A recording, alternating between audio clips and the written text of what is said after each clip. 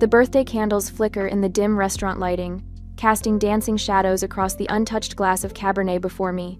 I check my phone for the 11th time in 30 minutes. Still nothing. My fingernail taps against the screen, creating a rhythm that matches the growing ache in my chest. "Should we wait a bit longer for your guests, Miss Lewis?" I glance up to find the waiter hovering at my table's edge, sympathy etched into the fine lines around his eyes. His gaze flickers between the 4 empty chairs surrounding me and the small cake centered on the white tablecloth. "Just another 15 minutes, please." I summon a smile that feels brittle on my face. It's the 3rd time I've requested an extension, and we both know what that means. I smooth down the front of my emerald silk blouse, the one I splurged on last week specifically for tonight. The fabric whispers beneath my fingertips, cool and expensive. Behind the waiter, couples murmur and laugh. Silverware clinks against china, and somewhere a cork pops from a bottle. The sounds of celebration swirl around me while I sit marooned at my island of solitude. 2 weeks ago, I had booked this table at Ellison's, downtown Denver's newest culinary hotspot. I'd been riding the high of finally securing $1.2 million in angel investment for Verdant Alchemy Co., my natural skincare startup. After 3 years of 18-hour workdays and second mortgaging my condo, someone finally believed in my vision. Family dinner at Ellison's to celebrate my birthday and some big news. I'd texted to our family group chat. "Thursday at 7. I'll make reservations for 5. 3 days passed with no response. I sent a friendly reminder. "Just confirming dinner this Thursday at Ellison's. Let me know if you can make it." Another 2 days of silence. Finally, my 3rd message. "Reserve table for 7 p.m. Thursday. Hope to see everyone there." Nothing. Not from Mom, Dad, or Theodore. My throat tightens as I sip water, the ice cubes clinking against my teeth. This shouldn't surprise me. It's the same pattern that's played out my entire life. When I was 16 and Theodore was 14, Dad took him fishing in Montana for 2 weeks. When I asked why I wasn't invited, Dad had patted my head and said, "He's a boy, he needs investment. You just need stability." That stability apparently meant co-signing Theodore's $18,000 motorcycle loan when I was 22, fresh out of college with student loans hanging over my head. 6 months later, when he stopped making payments, I covered them, rather than let my credit score collapse. Dad had thanked me with a distracted nod, while helping Theodore install custom pipes on the bike. I take another sip of water, willing away the tightness in my throat. My family's always been there for me, just not in the ways that matter. Not in ways that make me feel seen. "Excuse me." I look up from my glass to find a man standing beside my table. Tall, with salt and pepper hair and kind eyes behind tortoiseshell glasses. He's wearing a charcoal suit that looks tailor-made for his broad shoulders. "I don't mean to intrude," he says, his voice warm and rich, "but I couldn't help noticing it might be your birthday." He gestures toward the small cake with its unlit candles. My fingers clench around the stem of my wine glass. "It is. May I wish you a happy birthday then." I should politely dismiss him. Instead, I hear myself say, "Thank you." He hesitates, then asks, "Would you mind if I joined you for a moment? Just until your other guests arrive." Something in his expression, genuine kindness without pity, makes me nod. "I'm Farah. Alexander." He settles into the chair across from me, setting his leather portfolio on the table. "I'm a writer. Books about resilience, mostly." He smiles, the corners of his eyes crinkling. "Though I suspect you know something about that already." What makes you say that?" "The way you hold yourself. Like someone who's familiar with waiting and disappointment but hasn't been broken by either." My laugh surprises me. "Are you always this perceptive with strangers?" "Occupational hazard." He gestures toward the waiter, who approaches with a lighter. "May I?" When I nod, the waiter lights the candles on my cake. Their glow reflects in Alexander's glasses as he asks, "So, what brought you here tonight, all dressed up and waiting so patiently?" I hesitate, then decide truth is simpler than fiction. I just secured a major investment for my company. Thought my family might want to celebrate. "If I DM, to the celebrate." "Ah," he nods, understanding blooming in his expression. "And they're running late?" "They're not coming." The words taste bitter, like coffee left too long on the burner. They didn't even respond to my messages. "Then they're missing something extraordinary." Alexander leans forward, resting his forearms on the table. "Tell me about this company that earned such impressive investment." For a moment, I consider changing the subject. Then something inside me shifts. Why not enjoy this birthday, despite my family's absence? Why not share my triumph with someone who actually seems interested? Verdant alchemy, I say, feeling a genuine smile spread across my face.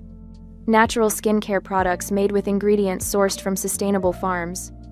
I pull out my phone, showing him our sleek website featuring our best-selling facial serum. We're planning to expand our production facilities with the new funding. Remarkable, Alexander says, studying the images. When he looks up, his admiration feels like sunshine after days of rain. Someone should be celebrating your brilliance tonight. His words unlock something in my chest. As I blow out the candles on my cake, I make a different wish than I'd planned. Not for my family's approval, but for the strength to stop waiting for it.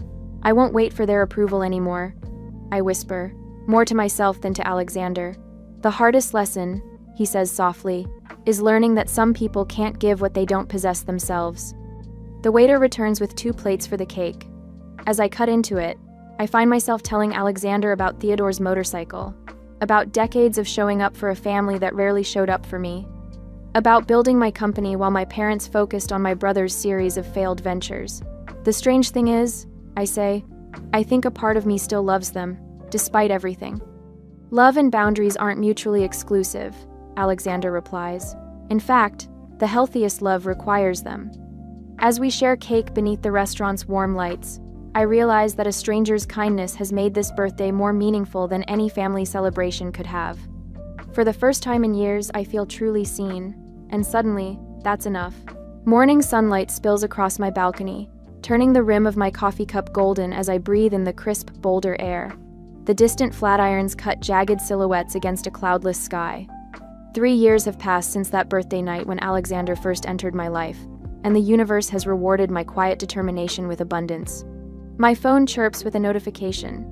Another share of yesterday's interview where I detailed Verdant Alchemy's journey from my kitchen counter to a $35 million valuation. The view count has crossed 500,000. I take a slow sip of coffee, savoring the Colombian roast Alexander introduced me to last winter. The new face of natural beauty, reads one comment. If only they knew how unnatural family could be. My phone buzzes again, this time with a call. The name makes my stomach clench. Mom. We've barely spoken in 3 years, beyond obligatory holiday texts and the occasional stilted coffee meeting. I consider letting it go to voicemail but slide my finger across the screen instead. Farah, honey. Her voice drips with sugary sweetness I haven't heard since high school graduation. Did you see my messages? No, I was just... Theodore's getting married. Can you believe it? Our boy, finally settling down with Jessica. We'd love your help with planning the celebration. I grip the phone tighter. That's wonderful news. When's the wedding? June. Listen, sweetheart. We've been talking, your father and I, and we think this would be the perfect time for a Lewis family collaboration. Collaboration? The word hangs between us like a glass ornament, fragile and transparent. Your brand with our family name. Lewis Beauty has such a nice ring. We've always been your biggest supporters.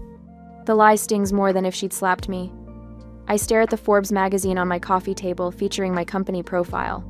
I need to think about that. I manage, my professional voice sliding into place like armor. Of course, honey. Call me back this afternoon? After we disconnect, another message chimes. Theodore. Hey sis, big news about the wedding. Also, my racing team needs a primary sponsor. Only $300,000 for the season. Great exposure for Verdant. Let me know. I place my phone face down on the table. The view from my penthouse suddenly feels isolating rather than peaceful. Later that morning, I sit in my office, reviewing old family photos stored in a dusty folder on my laptop. Theodore receiving his high school diploma, Mom and Dad beaming beside his first racing car. My college graduation, just me, alone in cap and gown, because they'd attended Theodore's regional race that weekend. My phone chimes with a voice message from Alexander. Just saw your interview. Brilliant as always. Remember who you became despite them, not because of them. Dinner tonight? I open a new spreadsheet and title it Family Financial History. Line by line, I document every loan, gift, and bailout. Theodore's motorcycle. The 6 months of his rent I covered when he found himself after dropping out of community college. Dad's fishing boat repairs when Theodore crashed it during a weekend joyride. The spreadsheet swells to $47,000 of silent support. This isn't about punishment, I whisper to the empty office. It's about boundaries. My CFO Martin knocks before entering with quarterly reports. Everything okay? He asks, noticing my expression. Family matters. If my brother or parents reach out about business opportunities or sponsorship, please direct them to me. Martin nods. Legally speaking, you have no obligation to entangle family with the company. I know, I say, thanking him as he leaves.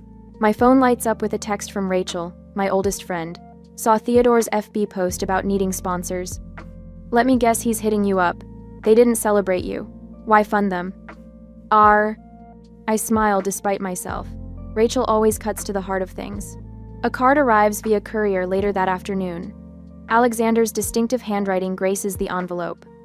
Inside, a quote, "Boundaries aren't walls. They're the foundation upon which healthy relationships are built." By evening, I've crafted an email that feels both businesslike and final. I attach the spreadsheet detailing the $47,000 in financial support I've provided over the years. If we're going to collaborate, I write, let's start from zero with full transparency. I hesitate before pressing send, wondering if I'm being too harsh. Then I remember my 29th birthday candles flickering in an empty restaurant while my family didn't even bother to respond to my messages. My finger taps the screen. Mother's reply arrives within minutes. Explosive and familiar. How dare you talk like that? Didn't we raise you to be grateful? After everything we've done for you?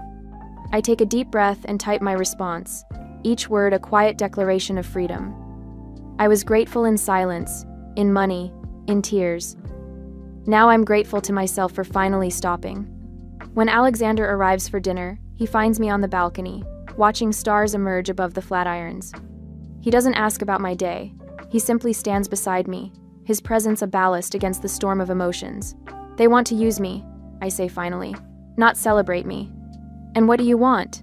He asks, his voice gentle. I turn to face him, feeling stronger than I have in years, to stop confusing obligation with love. He smiles, taking my hand. Then that's exactly what you'll do. As we head inside, my phone chimes with more messages from my family. For the first time in my life, I leave them unanswered. A week later, the receptionist's voice crackles through my office intercom, interrupting my quarterly projections meeting. Miss Lewis, your mother and brother are here. They say it's urgent. My marketing director raises an eyebrow across the conference table.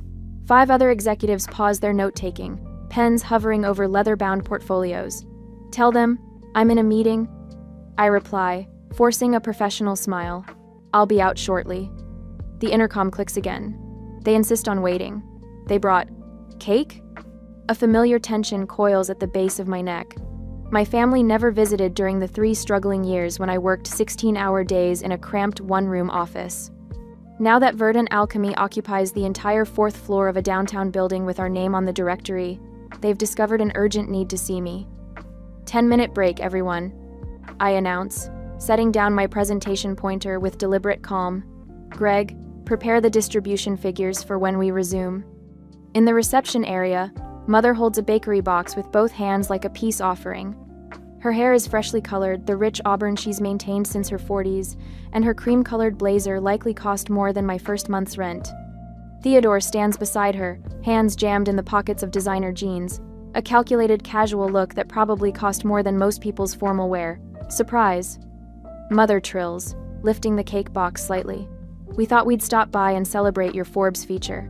No hard feelings about missing your calls lately. The receptionist watches with undisguised curiosity.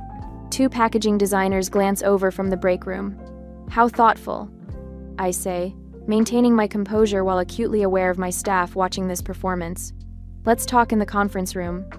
Mother's eyes sweep across our modern workspace, taking inventory of the exposed brick walls, the Edison bulb lighting fixtures, the sleek workstations where my team creates products that have earned us shelf space in luxury department stores across America. Theodore trails behind us, pausing to examine a display case holding our best-selling facial serum. You must be making a fortune from these little things, he remarks, tapping the glass. My marketing director emerges from her office, coffee mug in hand. Jessica, Theodore says, flashing the smile that charmed his way through college. Don't you look fantastic? Still handling my sister's advertising? Jessica's professional smile never wavers. Director of Brand Strategy now. Pleasure seeing you again, Theodore. Theodore. I guide them toward the small conference room, away from curious eyes and ears. Mother runs her fingertip along a walnut tabletop as we enter. 16,000 for this table alone, I'd wager, she whispers, not quite quietly enough. Once the door closes behind us, I turn to face them. This is my workplace, not a family reunion venue. Why are you really here? Mother sets the cake down, hurt flashing across her features. Can't we visit our successful daughter without an agenda? Theodore sprawls in one of the leather chairs. Yeah, sis, don't be so suspicious. The last time we spoke, I remind him, you asked for $300,000 for your racing team. The time before that, Mother hinted about Theodore's wedding costs. Forgive me for suspecting this isn't just a social call. Mother's expression hardens. You've changed. Success has made you cold. I haven't changed, I counter, remaining standing while they sit. I've just stopped pretending. Theodore leans forward. Come on, sis, we're family. That means something. The word family hangs between us, weighted with expectations, with history, with the motorcycle loan I paid off while working 3 jobs, with birthdays spent alone while they attended Theodore's races. Yes, it does. I agree, my voice steady. Family should mean love without invoices, support without conditions, celebration without calculation. Mother's eyes narrow. After all, we've sacrificed for you. What exactly did you sacrifice? The question escapes before I can filter it. When I needed co-signers for my first business loan, you said it was too risky. When I worked 18-hour days launching this company, you never once brought me cake. When I celebrated alone at Ellison's on my birthday, your phones were apparently all broken simultaneously. Theodore shifts uncomfortably. That's not fair. What's not fair is using family as currency, I interrupt. I don't need family only when I'm successful. I don't need cake only when there's something in it for you. We've always been proud of you, Mother insists, but her eyes dart toward the door, calculating her next move. I believe you, I say, softening my tone slightly. But I've learned to live without pretending. I'll always love you both, but this company isn't a family ATM. My success doesn't create an obligation. Mother gathers her designer handbag, straightening her shoulders. I see we've caught you at a bad time. Any time you come with expectations rather than genuine support will be a bad time, I reply. They leave with stiff goodbyes and promises to call later. Through the glass walls, I watch them cross the reception area, Mother's back rigid with indignation, Theodore's stride betraying his frustration. When the elevator doors close behind them, I exhale fully for what feels like the first time in an hour. My phone buzzes with a text from Alexander. Coffee after your ambush? Proud of you for standing your ground. Word travels fast. Rachel must have heard from Jessica. Another text arrives from my business partner. Taking the afternoon meetings. Take some time if needed. 10 minutes later, my mentor calls. How are you holding up? She asks, her voice carrying the wisdom of someone who's navigated similar waters. Better than expected, I answer truthfully. That evening, I draft an email declining Theodore's wedding invitation, attaching a generous but appropriate gift card. I create clear guidelines for future communications with my parents. My financial advisor helps establish a trust for genuine family emergencies, not demands. When I finish, I pour a glass of Cabernet and stand at my condo window overlooking Boulder's twinkling lights. For the first time, I understand that boundaries aren't walls built from anger. They're fences constructed with self-respect. Later that night, my phone pings with a notification. Theodore's Facebook status glows on my screen. Some people only care about money, not family. Already, mutual friends are tagging me, the gossip spreading like wildfire. My finger hovers over the keyboard, a dozen responses forming and dissolving in my mind. Then Alexander's text arrives. Remember, your truth doesn't need defending. I set my phone down, choosing dignity over defensiveness. The chapter of apologizing for my boundaries has ended. The story of living with integrity has only begun. 2 days after the confrontation, the cursor blinks on my screen, mocking me. I've typed and deleted the same response 14 times. Theodore's Facebook post glares at me from my laptop. Some people only care about money, not family. Blood used to mean something. I exhale slowly. fingers hovering over the keyboard. The knot in my stomach tightens as friends tag me in comments, asking if there's family drama happening. 3 college acquaintances have already messaged asking if I'm okay. The living room window frames Boulder's mountains, bathed in early morning light. I've been sitting here since 5 a.m., nursing coffee gone cold, thinking about legacies and lies. I type carefully, reading each word twice before moving to the next. Family isn't a debt. It's a place where love should be unconditional. I hope everyone finds that place, including me. My thumb hovers over post for 8 seconds before pressing down. Done. No lengthy explanation, no accusations, just truth. Within minutes, notifications flood my phone. Friends from business school, former colleagues, even my 3rd grade teacher who somehow found me on social media years ago. Stay strong, Farah. Been there. You're handling this with such grace. This resonates deeply. Thank you for your honesty. I set my phone face down on the coffee table, breathing into the silence of my apartment. Strange, how 15 words can feel like shedding a 100-pound backpack. The landline rings, the number I give only to business associates and close friends. Rachel's voice comes through, warm and steady. I saw your post. You okay? Better than I expected. I curl deeper into my armchair, watching a hummingbird dart around my balcony feeder. It feels clean. Clean is good. Rachel pauses. Theodore's gone nuclear in the family group chat. Your mother called me this morning asking if I could talk some sense into you. My laugh comes out sharper than intended. And what did you tell her? That you made perfect sense already. The smile in Rachel's voice fades. Listen, they're calling around. Your father phoned James from the Chamber of Commerce breakfast group. The hummingbird freezes midair, then zips away as a shadow passes. Trying to damage control by rewriting history? Pretty much. Something about how they've supported your business from day one, but you've grown distant since becoming successful. I press my fingertips against closed eyelids until stars appear. 22 investors believed in my company before my parents did. They never even asked what Verdant Alchemy made until the Forbes feature. I know, honey. Just giving you the heads up. Oh, and your mother's church prayer group got an earful about her troubled daughter who's forgotten her values. The familiar weight settles back between my shoulder blades. Right on schedule. After Rachel's call, I shower and dress carefully. Forest green silk blouse, tailored black pants, simple gold earrings, armor for the day ahead. My assistant Emma meets me at the office door, coffee extended like a shield. 3 calls from someone named Theodore. Should I keep blocking? Yes, please. I accept the coffee with a grateful nod. Any messages from investors? Emma's expression shifts. Mr. Harrington from Keystone Capital called.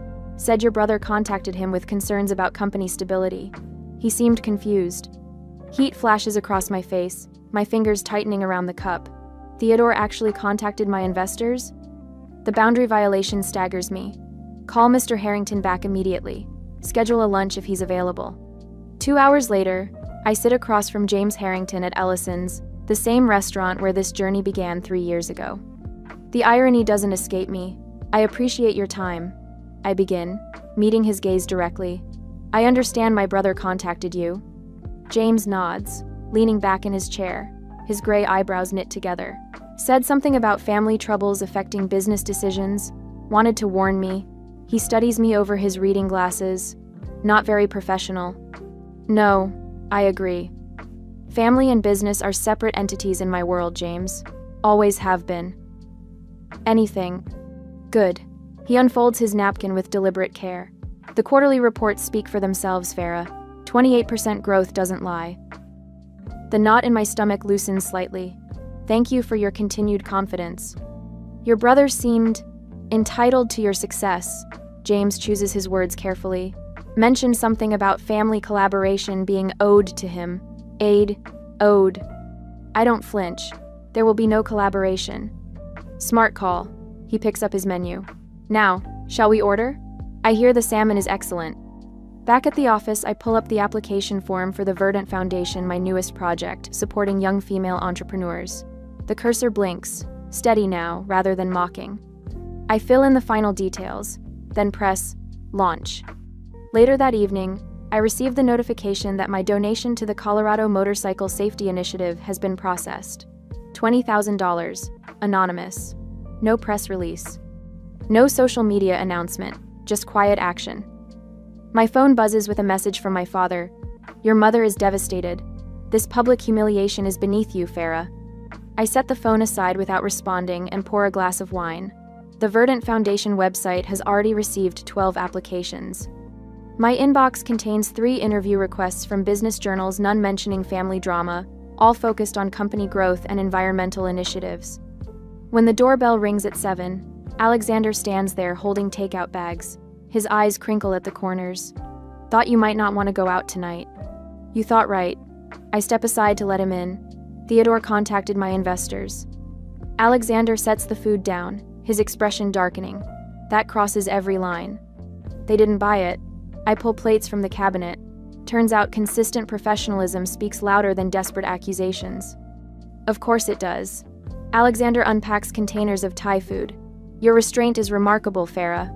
Most people would have responded with matching fire. I shrug, but warmth blooms in my chest at his words. Fire just makes more smoke. I'm interested in clarity. We eat on the balcony, watching the sunset paint Boulder's mountains in amber and gold. My phone buzzes repeatedly. Theodore's fiancé now, saying they need to clear the air before the wedding. Thanks for watching, and I doing the clear the setter out maters the wedding. Did you see the comment from Sandra Werner? Alexander asks, refilling my wine glass. Theodore's racing sponsor? No, what did she say? That she's reconsidering their partnership after recent revelations about character. He raises an eyebrow. Apparently your mother's version of events reached her, but backfired. I take a slow sip of wine. I never asked for that. You didn't have to. Truth has a way of finding daylight. As night falls over Boulder, my email pings with a message from my business mentor, Diane. Proud of you. Leading a webinar next month on ethical business practices. Keynote spot has your name on it if you want it. Later, as Alexander prepares to leave, he pauses at the door. You know they're only escalating because they're losing control, right? I nod. I know. I can feel the cracks forming. Your mother called Rachel again, apparently. Less confident this time. Used the phrase, might have pushed too hard. Something shifts inside me, not satisfaction, exactly, but vindication. Did she now? And I ran into your father at the coffee shop this morning. He looked contemplative. Said something about wishing they'd invested in your company from the beginning. I lean against the doorframe, suddenly tired. 3 years too late for that realization. Alexander touches my shoulder gently, but not too late for you to live your truth. After he leaves, I sit on the balcony in darkness, laptop open to Theodore's latest group chat message. She's destroyed this family with her selfishness. Below it, a surprising response from his fiancée, Melissa. Maybe we should all step back and think about what we're asking from her? I close the laptop without responding. Tomorrow will bring more accusations, more attempts to rewrite history. But tonight, I've discovered that silence, too, can be strength. Sometimes, the most powerful response is simply to keep building while others try to burn. The voicemail from Mother plays for the 3rd time, her voice wavering with practiced vulnerability. Farah, sweetheart, I know things have been strained. But we're still your parents, no matter what. Some bonds can't be broken even when they stretch. I press delete and set my phone on the kitchen counter.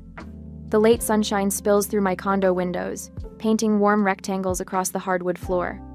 Against my better judgment, I picked up the envelope that arrived yesterday, ivory cardstock with gold foil edging. Theodore's wedding invitation.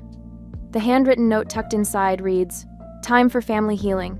We miss you, Mom and Dad." My stomach twists. 3 weeks of this campaign now.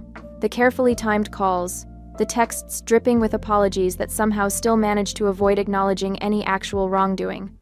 Just yesterday, Theodore's fiancée Jessica left a voicemail about building bridges before the big day. Is this seat taken? I look up to find Alexander in my doorway, coat draped over his arm, a paper bag from Spruce Bakery in his hand.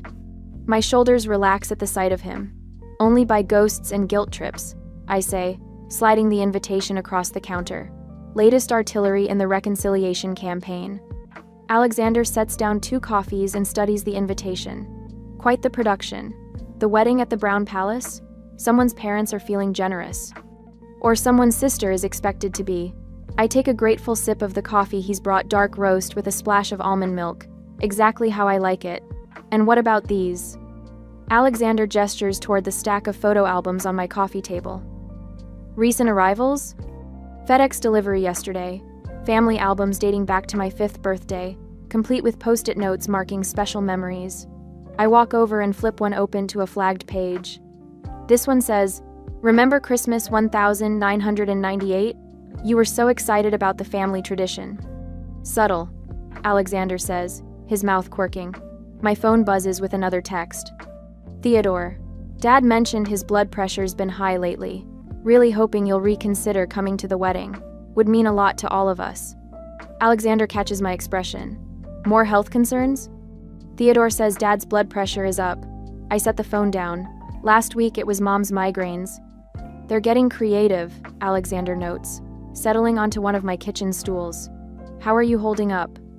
I trace the rim of my coffee cup. I keep thinking I should feel worse about all this. Shouldn't I be torn apart? Sobbing over photo albums at midnight? And you're not? I feel tired, like I'm watching a movie I've seen too many times. I meet his eyes. Is that cold? Alexander considers this, the morning light catching the silver at his temples. I don't think it's cold. I think it's clarity. After years of the same pattern, you've stopped mistaking familiarity for obligation. I don't want to hate them, I say quietly. Boundaries aren't about hate, Farah. They're about health. Alexander's voice gentles. You can forgive someone without resuming the same relationship. Something shifts inside me at his words, a tightness loosening. Forgiveness without restoration. Exactly. You can acknowledge the love that exists while recognizing its limitations. Alexander sips his coffee. What would a healthy relationship with your family actually look like? I've never really considered this question before. My options always seemed binary. Give them everything or sever all ties. But perhaps there's middle ground territory I can map myself. Limited contact. I begin slowly. Scheduled interactions in neutral public places. No business entanglements. And clear expectations of mutual respect. Alexander nods. That sounds reasonable. But will they accept it? Theodore's wedding is soon. The question isn't whether they'll accept it, Alexander says. It's whether you can enforce it regardless of their reaction. I straighten my shoulders. I can. Later that evening, with Alexander's perspective still fresh in my mind, I draft an email to my family. No accusations, no itemized lists of past wrongs, just clear, forward-facing boundaries. I outline the terms under which I'm willing to attend Theodore's wedding and maintain a relationship moving forward. When I finally click send, something shifts inside me. Not the weightlessness of escape, but the solid certainty of choosing my own path. On the wedding day, I stand in the glittering ballroom of the Brown Palace Hotel, a glass of champagne cooling my palm. The wedding ceremony concluded 30 minutes ago, and now the reception swirls around me, distant relatives, circulating like curious fish, friends of my parents eyeing me with speculation. Alexander stands beside me in a charcoal suit, his presence a steady anchor. Theodore approaches, champagne in hand, his new wife Jessica beside him. You made it, he says, surprise evident despite our email exchanges confirming my attendance. And you brought a date. Alexander, I introduce simply. Congratulations to you both. Jessica beams. Thank you for coming, Farah. Your gift was so thoughtful. The leather-bound financial planning book and modest check, generous but appropriate, sit alongside crystal vases and silver serving trays on the gift table. The card attached reads, wishing you a partnership built on mutual support and respect. Love, Farah. Farah. Theodore shifts uncomfortably. Listen, Farah, about the racing team. Alexander's hand touches my waist lightly, a subtle reminder of our agreement. I would attend for 3 hours maximum, with no business discussions. Today is about your marriage, Theo. I interrupt gently. Let's keep it that way. Theodore's jaw tightens momentarily before he nods. Right, of course. He glances at Alexander. So, how did you two meet? Over birthday candles, Alexander answers smoothly, saving me from having to explain that night 3 years ago. We exchange a few more pleasantries before they move on to greet other guests. I exhale slowly. Holding up? Alexander murmurs. Better than expected. I scan the room. though Mother has been circling for the past 20 minutes. As if summoned, she appears at my elbow, elegant in pale blue chiffon, her perfume a cloud of gardenias and expectation. "Darling, could I steal you for just a moment?" Her smile includes Alexander, excluding him simultaneously. Family matters. I meet Alexander's eyes. "I'll be right back." Mother guides me to a quiet alcove near the dessert table, her fingers light but insistent on my arm. Once we're alone, her smile dims. "You look lovely, Farah," she begins. "But I must say, your father and I were hurt by that email. Setting terms for attending your own brother's wedding, it felt very cold." I take a careful breath. I needed clarity about expectations. "We're family," she says, as if this single word should override all other considerations. "Family supports each other without conditions." "That support should flow both ways, Mom." My voice remains steady. "I love you, but I've learned to love myself too." Something flickers in her eyes, frustration, perhaps, or the first recognition that her usual tactics no longer work on me. "Your father and I won't be around forever, you know." "I know," I say gently. "And when you need me, truly need me, I'll be there. But what you're asking for isn't need, it's entitlement."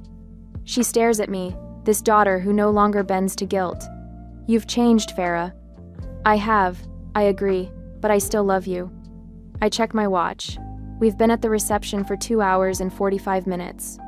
Alexander and I should be going soon. Early meeting tomorrow. Mother opens her mouth as if to protest, then closes it again. For the first time in my life, I see her accept a boundary I've set, without pushing against it. "Will you call next week?"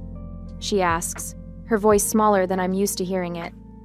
"Sunday afternoon," I confirm, "for 30 minutes, as we agreed in the email." As we rejoin the celebration, I spot Theodore watching us from across the room. Our eyes meet, and something passes between us, not warmth exactly, but perhaps the beginning of respect. He raises his glass slightly, a gesture both acknowledgement and surrender. Alexander's hand finds mine as we make our way toward the exit. "Ready?" I look back once at my family, Mother, returning to Father's side, Theodore dancing with his bride, the constellation of relatives and friends, spinning in their familiar orbits.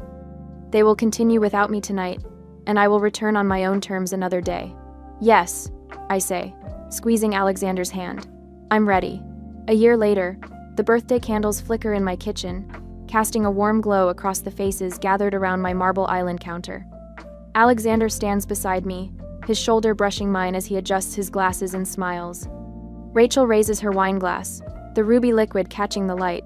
"To choosing your family and your future," she toasts, her voice steady and sure. The small gathering, 5 people who genuinely want to be here, erupts in cheers. My heart swells as I survey my home, filled with the gentle hum of conversation and laughter. No empty chairs. No checking my phone every 5 minutes. No brittle smile pasted on my face. "Make a wish," Alexander whispers, his breath warm against my ear. I close my eyes, but for once, I struggle to think of what to wish for. My business hit a $45 million valuation last quarter. The entrepreneurship book Alexander and I wrote sits proudly on my coffee table, its cover embossed with gold lettering, and most importantly, the gnawing ache of family disappointment has faded to a distant memory. I blow out the candles in one decisive breath. "Same restaurant as 4 years ago," Rachel observes, cutting into the chocolate cake, "but completely different energy." "Different company makes all the difference," I reply, accepting a plate from her. Later, as guests mingle in my living room, I slip away to my study. My leather-bound journal waits in the desk drawer where I left it this morning. I trace my fingers over today's entry. "Love doesn't require sacrifice of self." These years of therapy helped me understand that boundaries aren't walls, they're healthy fences with gates I control. My family and I maintain a cordial relationship now. I attend holiday dinners when it feels right. Theodore brings his wife. My parents ask about my business without suggesting how to run it. We've found a balance. I can love them without surrendering my peace. The doorbell chimes. A young woman named Jessica stands on my threshold, clutching a notebook. She's one of 5 entrepreneurs I mentor through my foundation. "Sorry to crash your party," she says, twisting her hands nervously. "But I've been offered a partnership with my father's business, and I don't know how to tell him I want to build something of my own." I usher her inside. "Family business pressure?" She nods, eyes downcast. He's invested so much. I feel obligated. Obligation and love are different currencies, I tell her, pouring her a cup of coffee. One depletes you, the other fills you up. As I guide Jessica through separating her father's dreams from her own, I realize how far I've come. The woman who once paid off her brother's motorcycle loan without complaint now teaches others to honor their own worth. My talk show appearance last month resonated with thousands. Forgiving someone doesn't mean letting them hurt you again, I'd said, watching the studio audience nod in recognition. Those words became a lifeline for people struggling to break free from toxic patterns. In the kitchen, Alexander lights a single candle on the remaining slice of cake. We blow it out together, our fingers intertwined on the counter. Our book, dedicated to dreamers who find themselves alone at pivotal moments, has already helped countless others recognize their own worth. Do you ever wish they had shown up that night years ago? He asks, referring to my lonely birthday when we first met. I shake my head, a soft smile playing across my lips. No, because if they had, I might never have met the man who taught me that kindness can come from anyone, even a stranger. Later, we stand on my balcony, watching the sunset paint the skyline in strokes of amber and gold. City lights begin to twinkle one by one, like stars emerging in an urban sky. Alexander appears with 2 glasses of Cabernet, the same wine I ordered that fateful night. Any regrets about your journey? He asks, handing me a glass. I take a sip, savoring the rich complexity. Sometimes, the loneliest birthday becomes the first gift of freedom and the beginning of a beautiful connection. The wine tastes of celebration now, not solitude. As darkness settles over the city, I realize that the birthday candles that once burned alone now light a path forward, surrounded by people who choose to be present, not merely obligated to appear.